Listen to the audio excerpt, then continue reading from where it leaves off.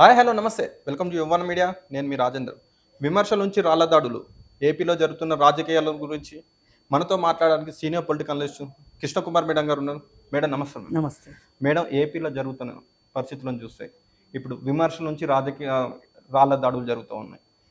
జగన్మోహన్ రెడ్డికి రాళ్ల దాడి జరగడం ఇప్పుడు ఏ విధంగా చూసుకోవచ్చు? నిజంగానే రాళ్ల దాడి జరిగిందంటారా?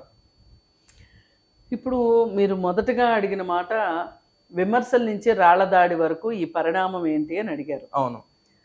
ఇది రాజకీయాల్లో దిగజారుడుతనానికి నిదర్శనంగా చూడొచ్చు మనం. విమర్శకి ప్రతి విమర్శ, విమర్శకి సద్విమర్శ, విమర్శకి విమర్శ ఉండాలి, కానీ దాని రూపం మార్చుకోవడం అంటే ఈ దాడులు లాగా వ్యక్తిగత దాడులు, వ్యక్తిగతంగా టార్గెట్ చేయటాలు, ఇవన్నీ కూడా చాలా దారుణమైన విషయాలు రాజకీయాల్లో. ఈ రాజకీయాలు ఇలా తయారవ్వడానికి కారణం ఏంటి అంటే, ఇప్పుడు ధన ప్రవాహం పెరిగిపోయింది, డబ్బులు పెట్టి ఓట్లు కొంటున్నారు, మంది ఇచ్చి ఓట్లు కొనుక్కుంటున్నారు. ఇవన్నిటితో పాటు ఒక క్రూరమైన హింసాకాండ కూడా ఎన్నికల్లో వచ్చేసింది.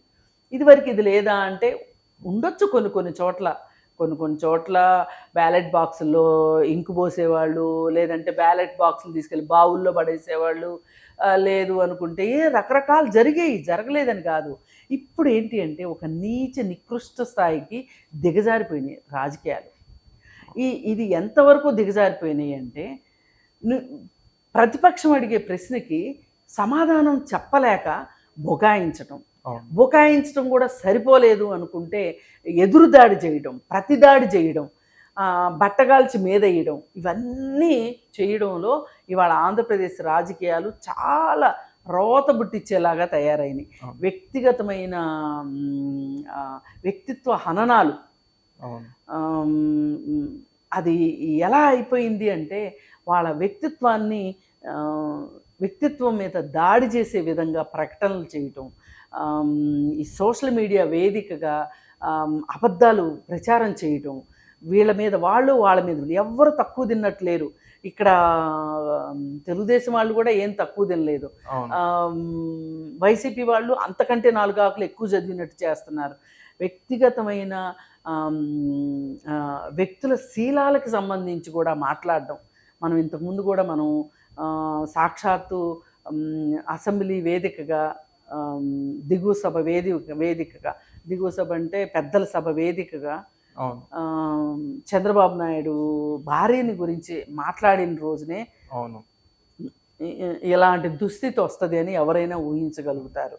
ఏ రోజైతే రైతులు పొలాలు ఇస్తే వాళ్ళు సమాజానికి ఉపయోగపడే ఒక పని చేద్దామని చూస్తే, ఒక రాజధాని నిర్మాణంలో మేము ఒక రాయిలాగా ఉపయోగపడతామని వాళ్ళు ఇస్తే వాళ్ళని ఎంత నీచంగా చిత్రీకరించారు. పట్టు చీరలు కట్టుకుని వీళ్ళు ఉద్యమాలు చేస్తారా అని అనడము, కూకటిపల్లి ఆంటీలు అనడము, పెయిడ్ ఆర్టిస్టులు అనడము. అంటే ఇదేదో ఇప్పుడు ఈ ఎలక్షన్లప్పుడే ఇదంతా జరిగింది అని అనుకోవడానికి లేదు. ఈ ప్రభుత్వం వచ్చినప్పటి నుంచి కూడా ఇదే జరుగుతూ ఉంది. సరే, ఇక ఆఖరికి హైలైట్ పాయింట్ ఏంటి అంటే, ఇప్పుడు జగన్మోహన్ రెడ్డి పైన రాయి దాడి జరిగింది అని ఇప్పుడు ప్రస్తుతం జరుగుతున్న చర్చ. అయితే ఇదే రాయి దాడి ఇంతకుముందు పవన్ కళ్యాణ్ మీద జరిగినప్పుడు వాళ్ళ పార్టీ నాయకులు ఏ విధంగా స్పందించారు? మరి అవే స్పందనలు జగన్మోహన్ రెడ్డికి కూడా ఆపాదించుకోవచ్చు కదా. వీళ్ళు ఇంకా గొప్పగా, ఇంకా సంస్కారవంతంగా రెండో వాళ్ళ దగ్గర నుంచి రియాక్షన్స్ వాళ్ళు కోరుకోవడము అనేది ఎంతవరకు కరెక్టు? ఇప్పుడు పవన్ కళ్యాణ్ మీద జరిగినప్పుడు ఒక్కొక్కరు ఏం మాట్లాడారు? గులకరాయికి ప్రాణం పోద్దా అన్నది ఒకళ్ళు, మళ్ళీ ఇంకొకళ్ళేమో వాళ్ళు చేసిన పనులే వాళ్ళకి ఎదురుగొట్టినవి అని, నువ్వు అసలు ఏమీ చేయలేదు కాబట్టి ప్రజల అసహనంతో కొట్టారని, నువ్వు చంద్రబాబు నాయుడుతో కలిసావు కాబట్టి ప్రజలకు నచ్చక కొట్టారని ఒకళ్ళు, ఇలా రకరకాల మాటలు తీసుకుని వచ్చారు. మరి ఇప్పుడు మీ మీద రాయిదాడి జరిగేసరికి మటుకు మీరు విభిన్నంగా ఇది తెలుగుదేశం వాళ్ళే చేశారు, అది చేశారు, ఇది చేశారు అని చెప్పి మాట్లాడడం, పైగా ఆ రాళ్ల దాడి కూడా, రాయి దాడి కూడా చాలా అనుమానాలకు తావిచ్చేలాగా ఉంది. అవును. అదేమీ క్లియర్గా ఇది ఒక కావాలని కుట్ర ప్రకారం జరిగిన దాడిలాగా లేదు. అదేదో ఒక యథాలాపంగా జరిగింది అన్నట్లుంది తప్పితే ఏదో ఒక ప్రమాదవశాత్తు జరిగిందని. అంటే ఇప్పుడు ఫోరెన్సిక్ వాళ్ళు ఇచ్చింది ఏంటి, పదునైన ఆయుధం అని చెప్తున్నారు. అవును. మరి పదునైన ఆయుధము ఆ పోల్దండకే ఉంది అని కొంతమంది మాట్లాడుతున్నారు. అవును. మరి పదునైన ఆయుధం విసిరారు అని మీరు మాట్లాడట్లా, రాయి పెట్టి కొట్టారని మాత్రమే మీరు మాట్లాడుతున్నారు. మళ్ళీ ఈ రాయి తగిలిన జగన్మోహన్ రెడ్డి పక్కనున్న వెల్లంపల్లి శ్రీనివాసరావు చెప్పే విధానం కావచ్చు, అది కూడా చాలా అనుమానాలకు తావిస్తుంది. ఆయన నా కంటి మీద దెబ్బ తగిలిందని కంటికి కట్టించుకున్నాడు. కంటికి కట్టించుకునే లోపు చాలా మాటలు మాట్లాడేశాడు, స్పీచ్లు దంచేశాడు.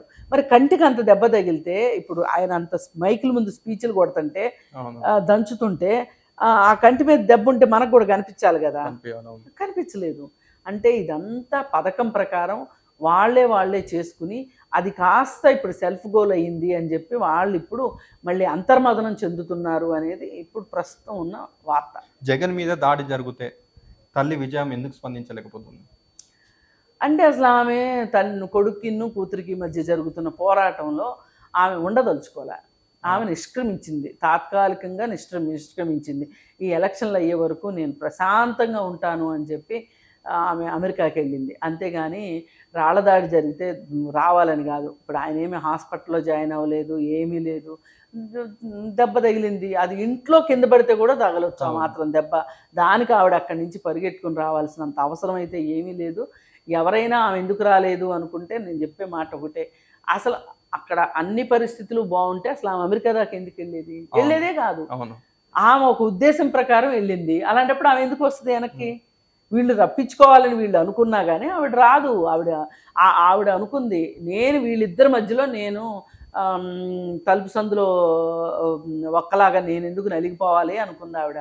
మీరు సావండి ఎట్లా కొట్లా, ఇద్దరిలో ఎవరో ఒకళ్ళు అయితే గెలుస్తారు, ఒకళ్ళు రెండో వాళ్ళు ఖచ్చితంగా ఓడిపోవాల్సిందే కదా. సరే మీరు చావండి అని చెప్పి ఆవిడ అక్కడ పాపం ఆవిడ విశ్రాంతి తీసుకుంటున్నారని అనుకోవాలి. మేడం, ఇప్పుడు వైఎస్ షర్మిలకు వైఎస్ విజయం సపోర్ట్ చేస్తుంది అంటారా, జగన్ సపోర్ట్ చేస్తుంది? షర్మిలకే సపోర్ట్ చేస్తుంది.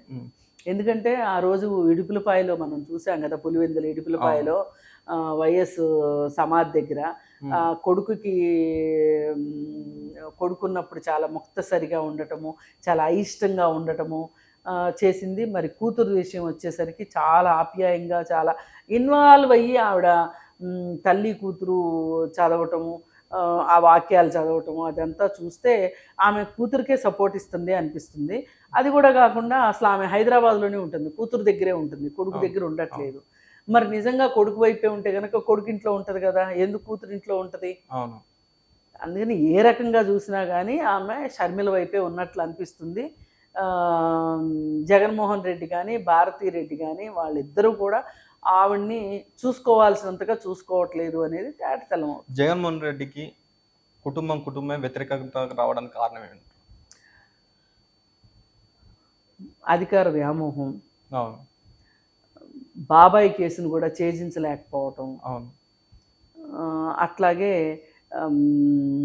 అతను ఒక రకంగా పాలనలో విఫలం అయ్యేసరికి నైతికంగా ఎవరు అతని పక్కన ఉండటానికి ఇష్టపడట్లేదు. అందులో కుటుంబం కూడా ఉంది. కుటుంబం అంటే ఎవరండి? తల్లి చెల్లే కదా. భార్య ఎట్లాగో ఆయన పక్కే ఉంటుంది, ఆయన పిల్లలు ఆయన పక్కనే ఉంటారు.